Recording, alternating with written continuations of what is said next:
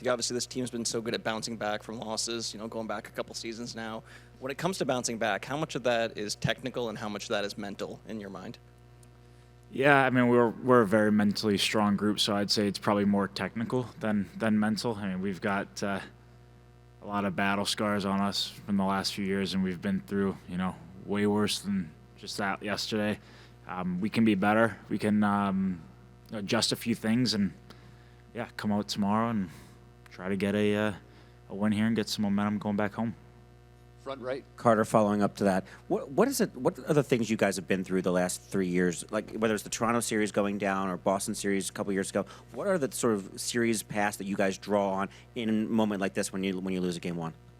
Yeah, I think we learn more from adversity than we do from winning, and I think every time you lose games or go through series where you're down 2-0 or losing in the Cup final a couple years ago, I mean, you learn a lot, and it's just sticking with it and being mentally strong. And, I mean, there's ups and downs in series, and that's what happens. Left side, second row. Matthew, what did you see from you guys in the third period? You guys have been good shutting teams down once you get a lead. Edmonton seemed to just find that extra gear in the third and then kept it in overtime. What did you see from your guys, and how do you course correct going into tomorrow? Yeah, it's try to get on the forecheck a little bit more, try to get in their zone a little bit more. We've been solid playing in that position before, whether we give up a goal or not.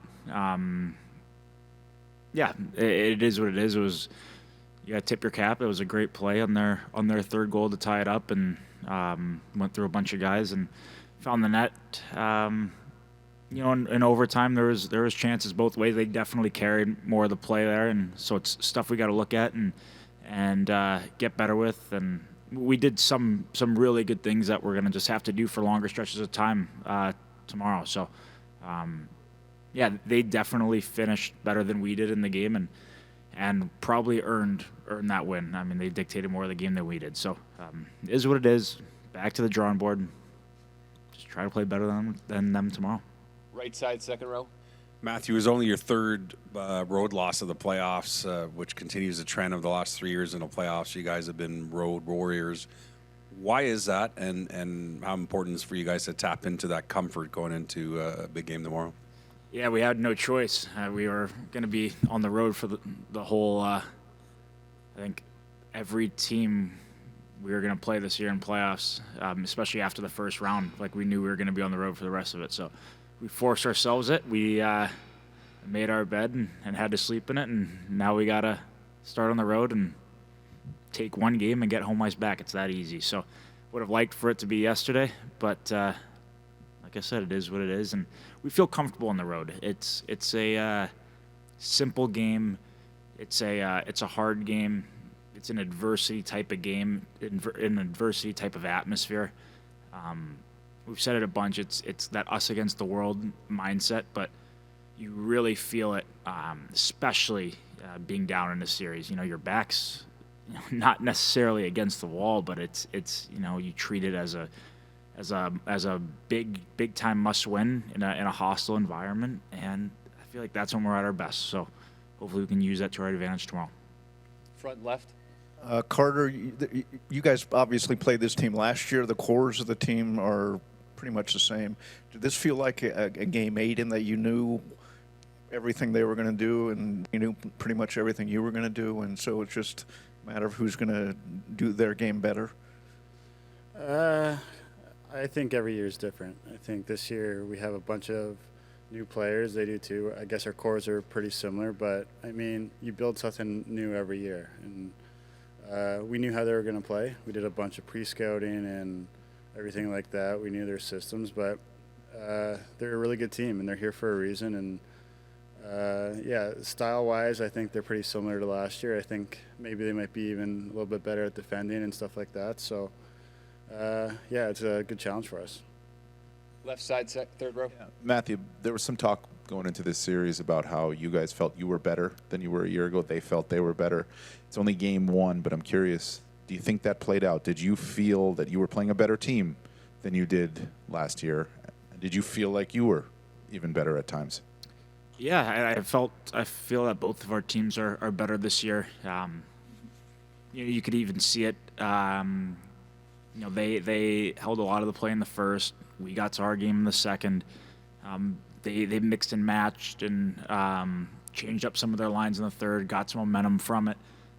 OT, we probably were better in the first little bit, and then they took over. So when you have two really good teams going at it, and two of the best teams in the league, you're not going to be able to dominate a whole game. And I think everybody saw last night, including us. They are a very, very, very good team and some dangerous players. And even when their top guys are playing together, they have other lines that can play. That hasn't been the case they were really good last year, but going back to my previous years of playing them when I was in Calgary, that wasn't always the case there. So definitely their depth has been better, and like Carter said, they defend hard, block shots. Their goalie's playing well. So yeah, they're better. We're better. I think it's going to be a great series. We'll take 3 more questions. Right side, second row. Matthew, what's standing out the most to you about the playoff run Sam Bennett's putting together? Yeah, just he's got a nose for the net. He's at the net a lot. Good things happen when you go to the net. He's confident. He's hard to play against on both sides of the puck. And he wants the puck and demands the puck. So he's been playing really well, and I'm gonna need another really good performance from him tomorrow. Front left. You keep saying that your team is better than this year, and I think a lot of us would agree.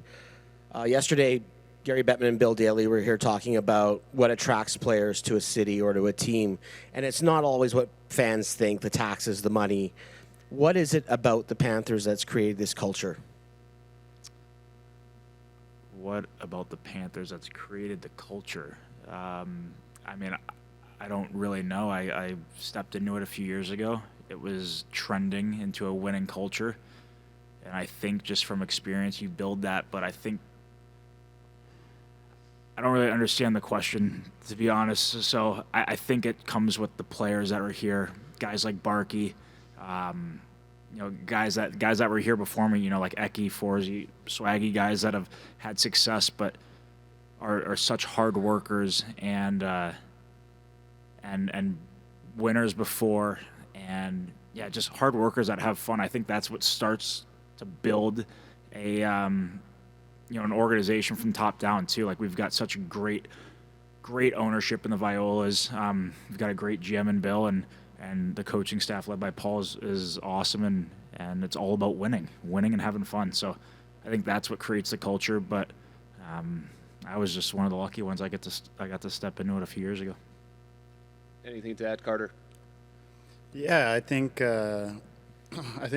when you come here, everyone puts you in an opportunity to be yourself, and I think that really benefits some guys who come here. And it starts with the coaching staff. They give you the opportunity to be yourself and put you in a position to succeed, and that's kind of what we built here over the last little bit. Like, bringing in guys like Chucky here made a big impact, and everyone, it seems like, buys in and just is not expected to be something they're not.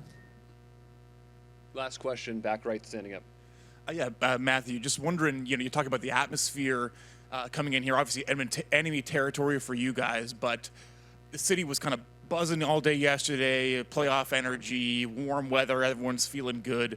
Do you feel that even as an opposing player? Do you build off that? Can you feed off that? Yeah, you definitely can. You see more people,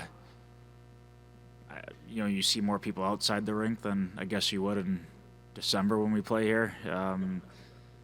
The energy starts, early before games, like most rinks and cities do at this time of year, or in playoffs in general. So it's something as a road team you can definitely feed off of. And like I said earlier, it's that us against, the 20+ guys you're playing against, the 20,000 that are in the rink, the 20,000 that are outside the rink. It's just us against everybody. That's what makes playing on the road so fun and rewarding when you can get a win.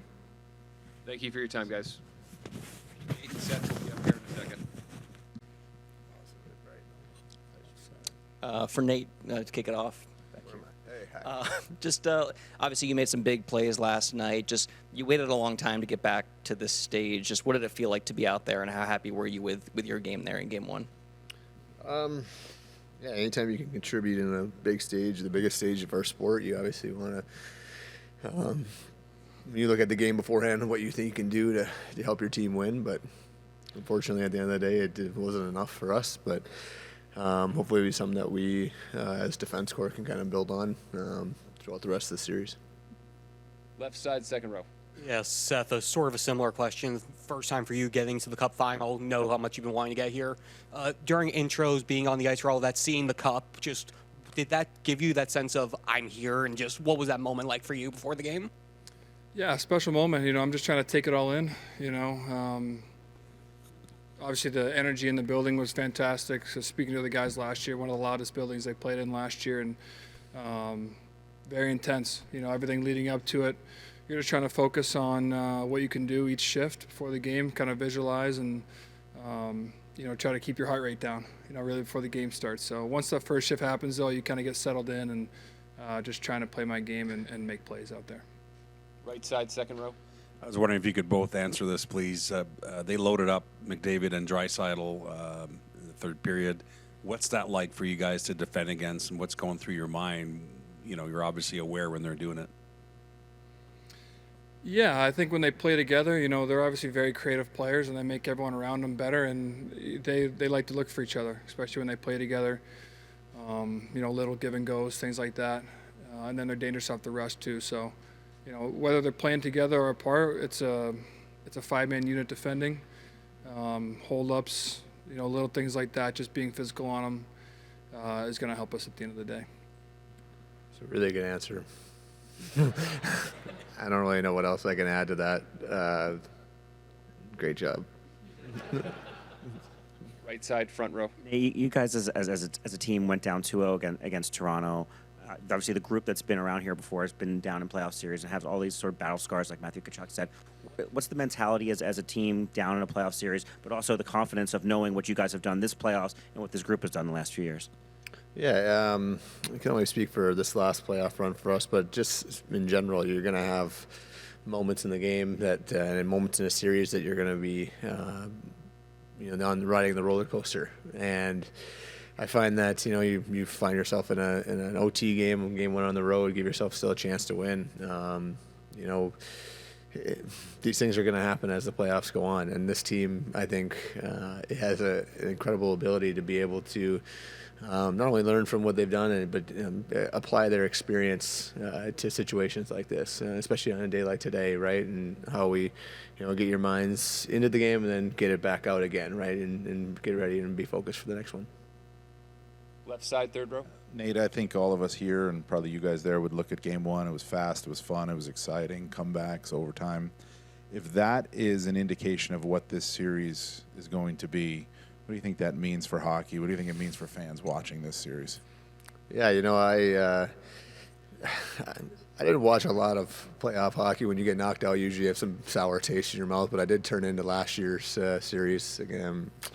And just watching Game 7, you feel a lot of that same boil over, right? And a lot of that, going into, a tight game, whether it's overtimes or not. I find that hockey right now is on such a awesome climb, throughout the world and throughout our sport, and just the energy around it.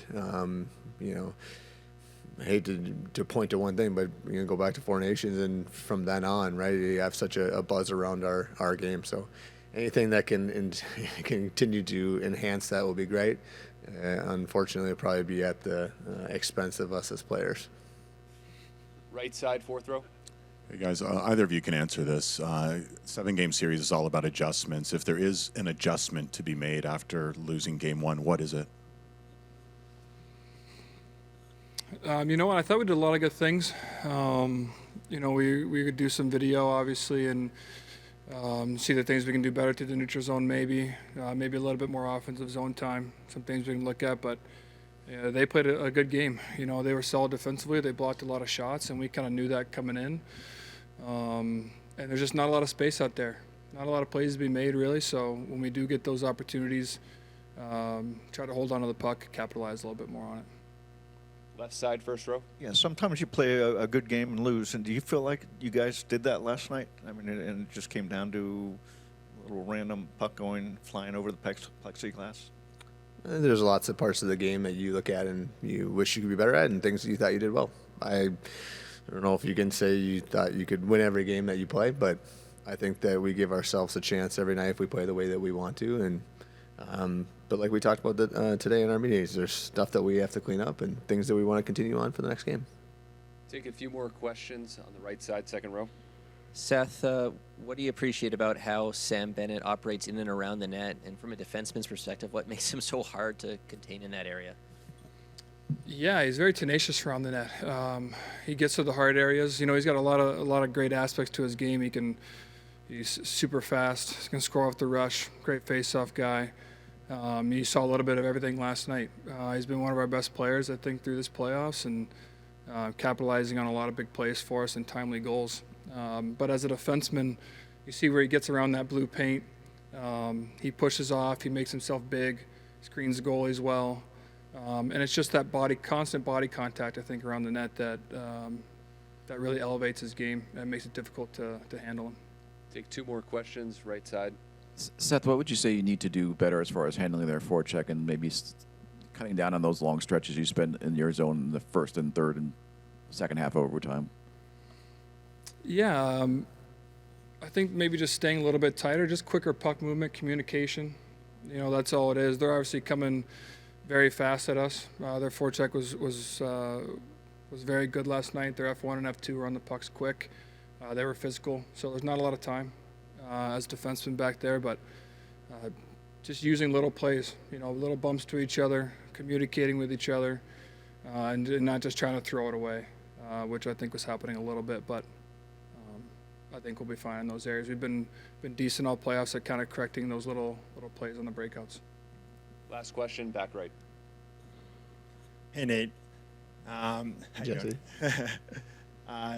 In Winnipeg last year, there were times where you weren't making the lineup, and then this year you go to Florida, and last night you looked so good. What is it about Paul Maurice that is able to get the best out of you and just out of all of his players? Yeah, you know, I saw, you know, just a glimpse into Paul when I was there in Winnipeg, and you just see that I find that he was kind of at the, you know, he had built his, you know, his team and how he wanted to have it played, and in Florida, I feel like he was able to take what he had learned positively and some of the things he wanted to change, and has kind of molded himself and in the team into the way, into this new style that he likes to play, and I think when you get there, when you first arrive into Florida, he kind of gives you, and Seth can talk about this too, they give you a blueprint of how he wants you to play. And it molds that around your strengths as a player, and says it doesn't ask you to do more than what you should be doing, right? And so I think he's done a great job of with helping our D coach and ourselves and understanding what we need to do as guys, especially as new guys when you come in. It's not the easiest system to just to jump into, but he expects a certain level out of each guy, and if you give that to him, there's no problems, right? And that's something that I find it was freeing for me, and you just once you kind of settle into how he wants you to play and into what kind of role he wants you to be in, and it takes a lot of the pressure off. Thank you for your time, guys. Yeah. Thank you.